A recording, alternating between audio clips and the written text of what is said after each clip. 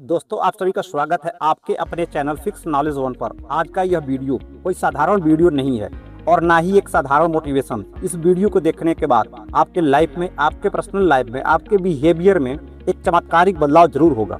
जो लोग अपनी घिसी पिटी जिंदगी से थक चुके हैं और कुछ बड़ा करना चाहते हैं तो चैनल को सब्सक्राइब कर लें, वीडियो को लाइक करें और अपने किन्हीं दो खास दोस्तों को शेयर जरूर करें जिन्हें आप ज़्यादा पसंद करते हैं, और नोटिफिकेशन को ऑन करें जिससे हमारी वीडियो आपके पास सबसे पहले पहुंचे। मेरे दोस्तों, इस दुनिया में दो तरह के लोग होते हैं। सबसे पहले वो जो हालात देखकर अपने सपने बदल देते हैं, और दूसरे वो जो सपनों के लिए हालात बदल देते हैं। जब पूरी दुनिया आपके खिलाफ खड़ी हो, जब अपने ही हंसने लगे, जब सारी दरवाजे बंद दिखाई दे, तो उस पल यह तय होता है कि आप भीड़ का हिस्सा बनेंगे या इतिहास का। लोहा आग में तप कर तलवार बनता है, कोयला करोड़ों साल के दबाव के बाद हीरा बनता है, और इंसान लगातार संघर्ष, दर्द, असफलता और जिद के बाद ही महान बनता है। और यह आज का शक्तिशाली वीडियो कुल 6 भागों में बांटा गया है, जो बड़ा ही प्रभावशाली और शक्तिशाली है। तो चलिए वीडियो को शुरू करते हैं। इस वीडियो में जो सबसे पहले शक्तिशाली चैप्टर है, बड़ा ही दिलचस्प है, वह है अपने जमीर को जगाओ। कभी रात को सोने से पहले अंधेरे कमरे में खुद से बात किया है? क्या बचा है आपके अंदर, या पूरी तरह से मुर्दा हो चुके हो? रोज सुबह जागते हो, सोशल मीडिया पर दूसरों की कामयाबी देखकर जलते हो, रील स्क्रॉल करते हो और फिर बहानों की चादर ओढ़कर सो जाते हो। क्या इसी दिन के लिए पैदा हुए थे? आपकी आंखें खुली हुई है लेकिन आपका जमीर सो चुका है।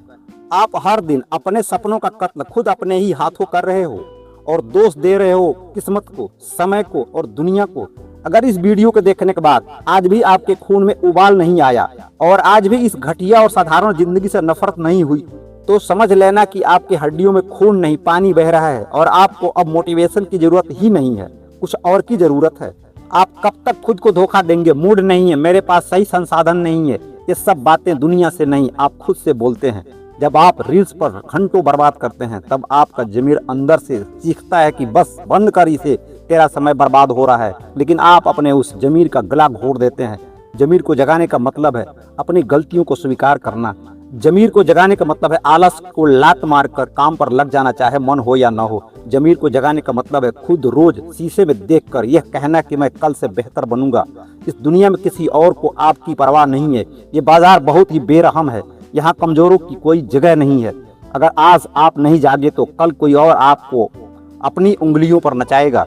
क्या आपको गुलामी पसंद है? क्या आप दूसरों के टुकड़े पर पलना चाहते हैं? अगर नहीं तो अपने बहानों का जनाजा आज ही निकाल दें। मेरे दोस्तों, अपनी आंखें बंद करो और याद करो अपने माँ बाप के उस चेहरे को।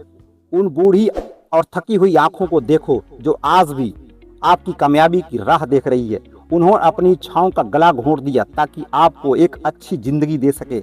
और आप क्या कर रहे हो? बिस्तर पर पड़े पड़े वक्त जाया कर रहे हो। क्या आपको शर्म नहीं आती? आज भी पैसों के लिए परेशान दिखते हो। क्या आपका जमीर धिक्कारता नहीं जब आप अपने सपनों को टूटते हुए देखते हो? अगर आपके माँ बाप की त्याग भी आपके खून को नहीं खौला सकता तो दुनिया की कोई ताकत आपको कामयाब नहीं बना सकती।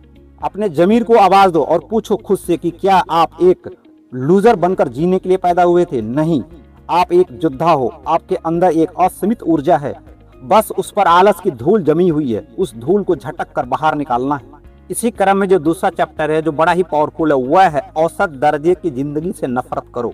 इस दुनिया में सबसे खतरनाक बीमारी क्या है आप जानते हैं? कैंसर, एड्स नहीं, सबसे खतरनाक बीमारी है औसत दर्जे की जिंदगी जीने की आदत। एक ऐसी जिंदगी जहां आप सुबह उठते हो क्योंकि आपको नौकरी पर जाना है, नौकरी पर जाते हैं क्योंकि आपको बिल चुकाने हैं, और रात को मस्त सो जाते हैं ताकि अगले दिन फिर वही घिसी पिटी जिंदगी जी सकें। क्या आप सिर्फ और सिर्फ सांस लेने के लिए पैदा हुए थे? क्या आपकी जिंदगी का मकसद सिर्फ वीकेंड का इंतजार करना और महीने के आखिर में सैलरी का रोना रोना है? अगर आप अपनी इस साधारण और सुस्त दर्जे की जिंदगी से नफरत नहीं है ना, तो आप मानसिक रूप से गुलाम हो चुके हैं। हमारा पूरा समाज हमें औसत दर्जे का इंसान बनाना चाहता है। बचपन से ही सिखाया जाता है कि जितनी चादर हो उतनी पैर पसारो, लेकिन मैं कहता हूँ चादर को फाड़ दो और अपने पैरों को अपनी औकात से बाहर निकालो।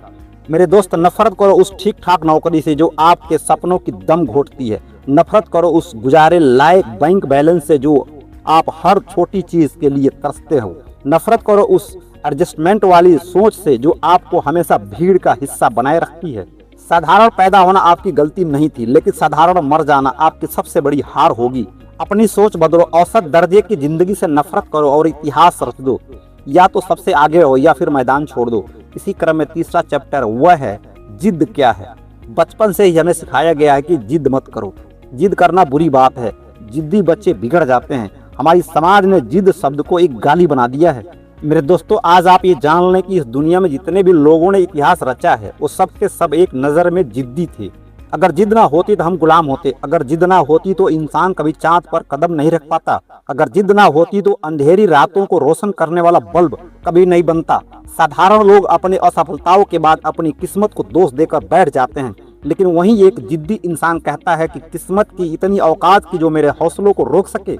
मेरे दोस्त, जिद है जब आपका पूरा शरीर टूट रहा है, दिमाग कह रहा है कि अब सो जाओ, तब अंदर की आत्मा चीख कर कहे एक बार और, अभी खेल खत्म नहीं हुआ। जिद है जब आपके पास कोई संसाधन न हो, जेब खाली हो, लोग पीठ पीछे हंस रहे हो, फिर भी आपकी आंखों में करोड़ों का साम्राज्य खड़ा करने का हौसला रखना होगा। जिद है 100 बार गिरने के बाद भी 101 बार दुगुनी ताकत से खड़े होकर यह कहना कि मैं तब तक नहीं रुकूंगा जब तक मैं जीत नहीं जाता। जब थॉमस एडिसन बल्ब बना रहे थे तो 10,000 बार फेल हुए। लोगों ने कहा कि तू अपना समय बर्बाद कर रहे हो। एडिसन ने मुस्कुराकर कहा, मैं फेल नहीं हुआ, मेरी जिद तुमसे बड़ी है। जब दशरथ मांझी ने अपनी पत्नी को खोया तो उन्होंने किसी सरकार का इंतजार नहीं किया, एक हथौड़ा और एक छीनी उठाई और 25 फीट ऊंचे पहाड़ का सीना चीर दिया। इसे कहते हैं जिद। जब तक तुम्हारा लक्ष्य तुम्हारी जिद नहीं बनेगा तब तक वो महज एक सपना ही रहेगा। जब आप जिद के रास्ते पर चलना शुरू करेंगे ना, तो सबसे पहले आपके अपने लोग आपका साथ छोड़ेंगे। आपको सनकी, पागल और अड़ियल कहा जाएगा। आपके अपने दोस्त कहेंगे कि तू औकात से बाहर की बातें कर रहा है। उस वक्त अकेलापन तुम्हें खाएगा, रातों की नींद उड़ जाएगी और खुद पर भरोसा डगमगाएगा। लेकिन याद रखना मेरे दोस्त, जो आज आपको पागल कह रहे हैं, कल वही लोग सबसे आगे खड़े होकर तालियां बजाएंगे, क्योंकि इतिहास हमेशा पागल और जिद्दी लोगों ने ही रचा है और समझदार लोग सिर्फ उनके बारे में इतिहास की किताबें पढ़ते हैं। इसलिए अपने जिद को जगाओ और अब सोचना बंद कर दो। बहानों की इस चादर को फाड़ कर फेंक दो और अपने अंदर एक आग जलाओ और चिल्ला कर कहो, मैं एक जिद्दी इंसान हूँ और मैं इतिहास रचने के लिए तैयार हूँ। अब इसी क्रम में चौथा चैप्टर है जो बड़ा ही महत्वपूर्ण है, वह है दर्द और अकेलापन को गले लगाओ। जब जिंदगी में कोई मुसीबत आती है, जब कोई दिल तोड़ता है या जब सब साथ छोड़ देते हैं तो आप रोने लगते हो। एक अंधेरे कमरे में बैठकर खुद को लाचार महसूस करते हो। लोगों से भीख मांगते हो कि कोई मुझे समझ ले, कोई तुम्हारा साथ दे दे। क्यों? क्या आप इतने कमजोर हो? मेरे भाई, एक बात याद रखना, आज इस दुनिया में जितने लोगों ने अपना साम्राज्य खड़ा किया है उनका भी रास्ता इसी अकेलेपन और दर्द की गलियों से होकर गुजरा है। अगर आप इस दर्द से भाग रहे हो तो आप अपनी कामयाबी से भाग रहे हो। अकेलापन कोई अभिशाप नहीं है, यह एक वरदान है। जो लोग अकेलेपन से डरते हैं वो फालतू की दोस्तों के महफिलों में जाते हैं ताकि उन्हें खुद का सामना न करना पड़े। मेरे दोस्तों, मैं कहता हूँ इस अकेलेपन से प्यार करना सीखो। अकेलापन आपको मौका देता है खुद को जानने का, अपनी कमियों को देखने का और अपनी स्किल्स पर बिना किसी डिस्टरबेंस के काम करने का। अकेलापन एक छन्नी है जो आपके लाइफ से फालतू के मतलबी लोगों को छान कर बाहर फेंक देती है। अकेलापन वो भट्टी है जिसमें तप कर एक साधारण कोयला भी हीरा बनता है। आपके आंखों में आज जो आंसू है, आपके जेब में जो खालीपन है और लोगों ने जो आपको तकलीफें दी है, ताने दिए हैं, इस सारे दर्द को कचरे के डिब्बे में मत फेंको। इसे अपने छाती के अंदर एक आग की तरह दबा कर रखो। इस दर्द को अपनी मेहनत का फ्यूल बनाओ। जब भी आलस आए उसी दर्द को याद करो कि कैसे आपको जलील किया गया, फिर देखो थकान कैसे गायब होती है।